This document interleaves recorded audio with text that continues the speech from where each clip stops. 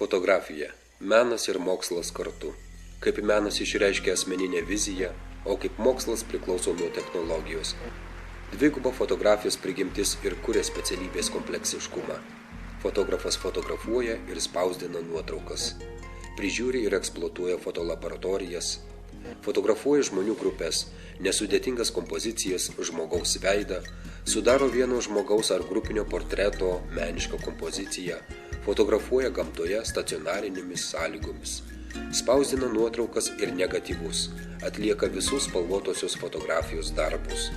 Fotografas dirba fotostudijose ir laboratorijose, fotografuoja ir spausdina pavienių žmonių ir žmonių grupių nuotraukas.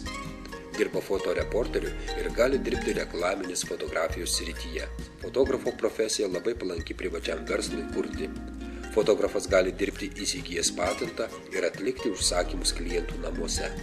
Profesinė kvalifikacija tobulinama specializuotose kursuose. Siekiantis aukštesnio išsilavinimo specialistas gali mokytis aukštesniojoje ar aukštojoje mokykloje.